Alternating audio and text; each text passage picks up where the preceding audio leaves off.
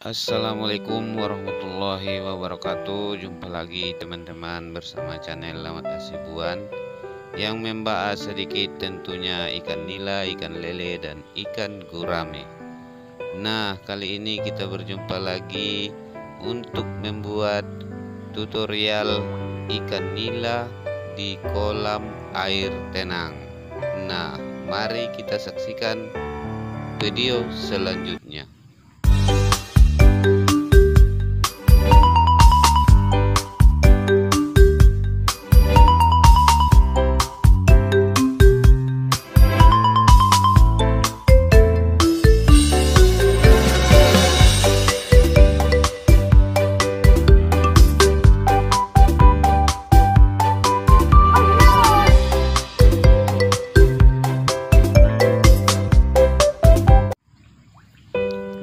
Teman-temanku semuanya, para sobat dimanapun Anda berada, kita ini untuk memperlihatkan bagaimana ikan nila di kolam air tenang tanpa aerator dan tanpa pompa air ya teman-teman. Nah, inilah yang kita ingin paparkan kepada teman semua.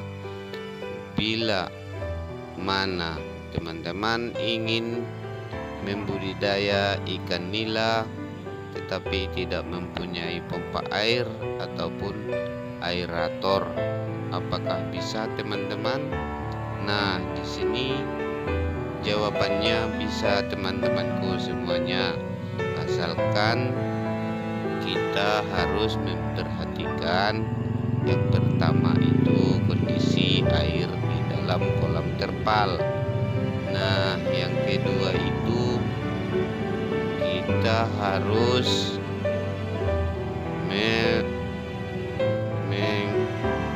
mengantisipasi yang namanya kotoran-kotoran air di dasar kolam dengan cara membuangnya pada pembuangan peralon pembuangan air ya teman-teman.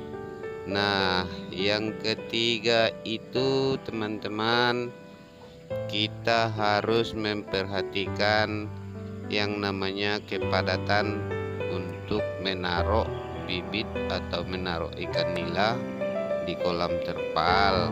Jika kita tidak mempunyai pompa air atau aerator, maka ukuran kepadatan di dalam kolam atau ikan di dalam kolam kita kurangi agar tidak kehabisan oksigen atau ikannya terlalu padat.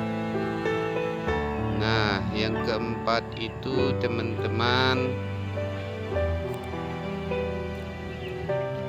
kita mengganti airnya walaupun istilahnya tidak sering-sering, terlalu sering begitu teman-teman, sobatku semuanya, tetapi kita harus memperhatikan pH air itu apakah masih cukup atau berkurang. Nah, yang kelima itu teman-teman, kita mengasih makan ikan di kolam terpal jangan terlalu berlebih-lebihan. Jika nanti berlebih-lebihan, maka sisa-sisa pakan yang ada yang kita berikan maka mengendap dan turun ke bawah, akan menjadi racun amonia. Nah, begitu teman-teman ya. Yang selanjutnya, tanpa menyebutkan nomornya yang keberapa lagi, kita itu teman-teman harus memperhatikan juga yang namanya kedalaman air. Kalau istilahnya teman-teman tidak mempunyai aerator atau tidak mempunyai pompa airnya kita usahakan agak lebih dalam. Nah, lebih dalam ya teman-teman. Gunanya ini teman-teman agar suhu di dalam air itu tetap maksimal atau tetap berada dalam kondisi maksimal ya teman-teman. Nah, seperti yang kubilang tadi teman-teman, di pertama video ini kita harus memperhatikan air itu. Maksudnya kita kalau airnya sudah keruh, agak kecoklatan, atau sudah banyak amoniak sampah-sampah di dasar kolam itu, harus segera kita buang dari pipa pembuangan ya teman-teman. Nah, jikalau racun amoniak yang mengendap di dasar kolam atau sampah-sampah, istilahnya kotoran yang di dasar kolam sudah merasa terbuang atau sudah kelihatan terbuang keluar, maka kita tutup kembali, tidak perlu mengganti keseluruhan airnya. Dan makanya kalau kita membuang kotoran itu, sekitar airnya itu di dalam 50% ataupun 75%.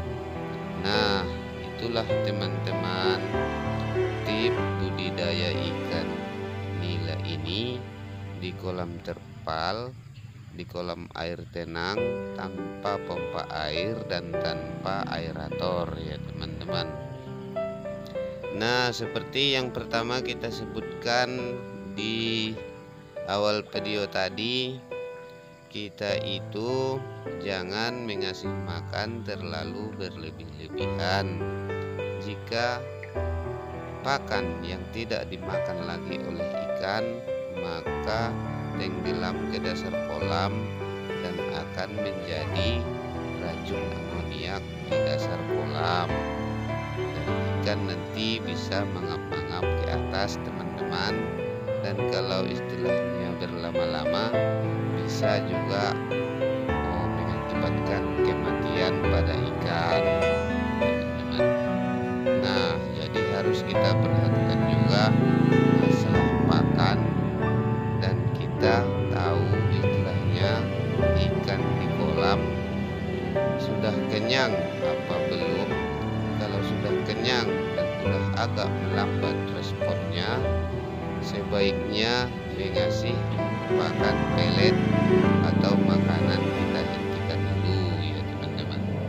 Nah, begitu teman-teman ya. Nah, seperti yang membahas di awal tadi, kedalaman air ini teman-teman, walaupun tidak sampai 50%, 50 cm, tapi paling hendaknya 40-30 harus diisi ketinggian air kolamnya.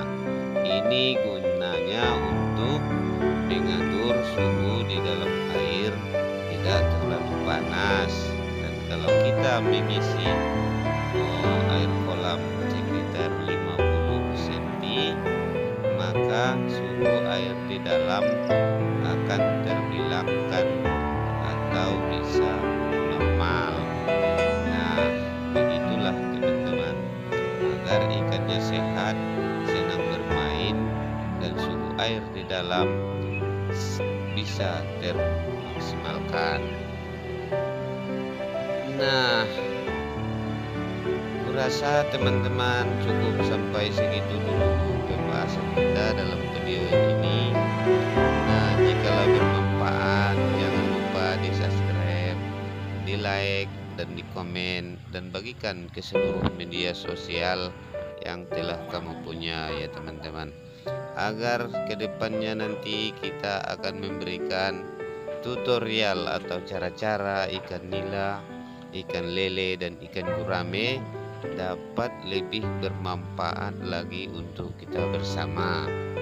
Nah, sekali lagi di sini teman-teman, jika kita tidak mempunyai pompa aerator atau pompa air ya teman-teman, nah itu perkara-perkara yang perlu kita amati, karena ikan nila ini bisa beradaptasi dengan air tenang.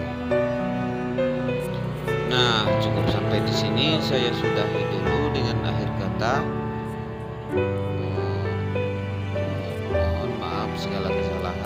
kekurangan